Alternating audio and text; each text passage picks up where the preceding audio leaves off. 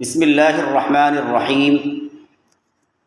السلام علیکم ورحمۃ اللہ وبرکاتہ۔ نحمدہ ونصلی علی رسولہ الکریم، اما بعد۔ سامعین کرام، آج کل صوبہ بنگال میں پنچایت الیکشن کا زمانہ چل رہا ہے۔ چاروں طرف گہما گہمی ہے۔ ہر امیدوار اور کینڈیڈیٹ الیکشن جیتنے کے لیے ایڑی چوٹی کا زور لگائے ہوئے ہیں۔ تو اس سلسلے میں دو ضروری باتیں وذکر فإن الذکریٰ تنفع المؤمنین کے تحت عرض کرنا مناسب سمجھا۔ نمبر 1، انتخابات میں ووٹ کی شرعی حیثیت۔ نمبر 2، ووٹ کے بدلے میں پیسے لینے یا دینے کا شرعی حکم۔ سامعین کرام، موجودہ دور میں گندی سیاست نے الیکشن اور ووٹ کے لفظوں کو اتنا بدنام کر دیا ہے کہ اس کے ساتھ مکر و فریب، جھوٹ، رشوت اور دغابازی کا تصور لازم ذات ہو کر رہ گیا ہے۔ اور یہ غلط فہمی تو بے حد عام ہے کہ الیکشن اور ووٹوں کی سیاست کا دین و مذہب سے کوئی واسطہ نہیں، اور انتخابات میں ووٹ کی کوئی شرعی حیثیت نہیں ہے۔ یہ سراسر بے دینی اور لا علمی ہے، کیونکہ قرآن و حدیث کے مطابق کسی امیدوار کو ووٹ دینے کی 3 حیثیتیں ہیں۔ نمبر 1، شہادت، یعنی ووٹر جس شخص کو اپنا ووٹ دیتا ہے گویا اس کے متعلق یہ گواہی دیتا ہے کہ یہ شخص اس کام کی اہلیت اور قابلیت رکھتا ہے، دیانتدار اور امانت دار بھی ہے۔ اللہ تبارک و تعالی قرآن کریم میں ارشاد فرماتے ہیں، کونوا قوامین للہ شہداء بالقسط۔ اس آیت میں مسلمانوں پر فرض کیا ہے کہ سچی گواہی سے جان نہ چرائیں، اللہ کے لیے شہادت اور گواہی دینے کے لیے کھڑے ہو جائیں۔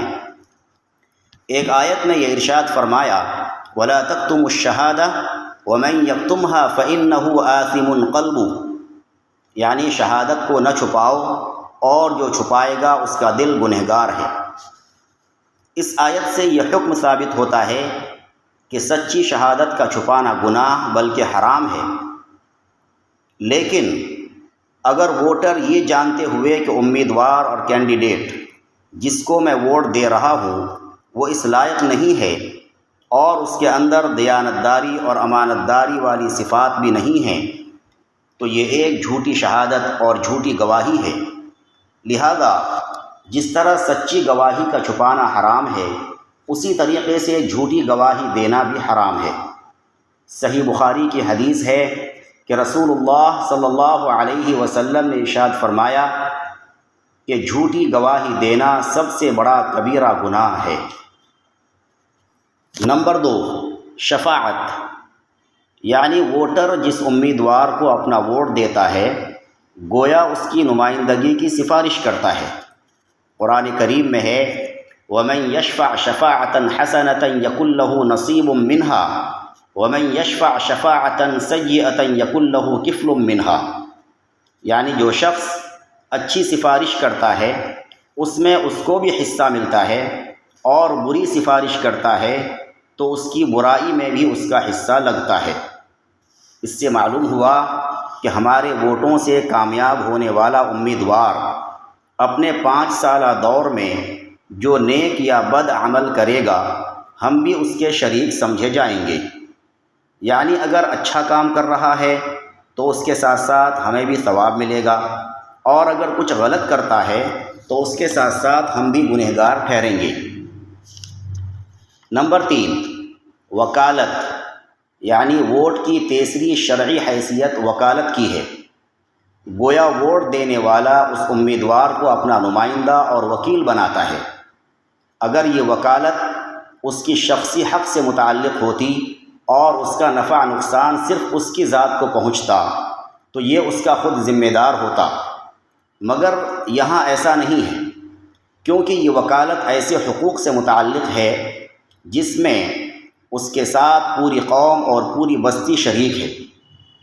اس لیے اگر کسی نااہل کو جن کے اندر اس کام کی صلاحیت نہیں ہے ان کو اپنا ووٹ دے کر کامیاب بناتا ہے تو پوری قوم کے حقوق کو پامال اور برباد کرنے کا گناہ بھی اس کی گردن پر رہے گا۔ خلاصہ یہ ہے کہ ہمارا ووٹ 3 حیثیتیں رکھتا ہے۔ نمبر 1 شہادت، نمبر 2 شفاعت، نمبر 3 وکالت۔ تینوں حیثیتوں میں جس طرح نیک، صالح اور قابل آدمی کو ووٹ دینا ثواب کا کام بلکہ موجب ثواب عظیم ہے، اسی طرح ناقابل، نااہل یا غیر متدین شخص کو ووٹ دینا جھوٹی گواہی، بری سفارش اور ناجائز وکالت بھی ہے، اور اس کے تباہ کن ثمرات بھی اس کے نامہ اعمال میں لکھے جائیں گے۔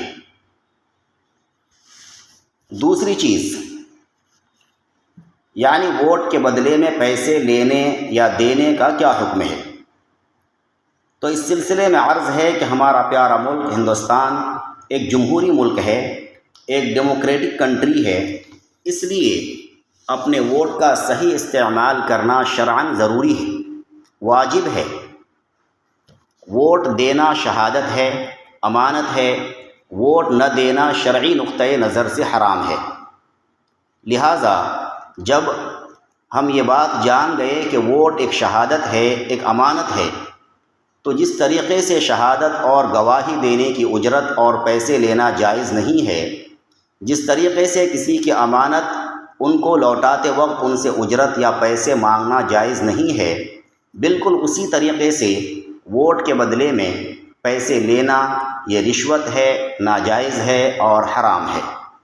اللہم احفظنا منہ۔ اللہ پاک ہم سب کو دین کی صحیح سمجھ اور اپنی اپنی قوم کے لیے صحیح، دیندار، دیانتدار اور امانت دار نمائندہ، ممبر اور پردھان چننے کی توفیق عطا فرمائے، آمین یا رب العالمین۔ آپ کا دوست، آپ کا بھائی مولانا فرید الزماں قاسمی ابن جناب مرحوم مکھیا سراج الدین صاحب، چین پور، اتر دیناج پور، صوبہ بنگال۔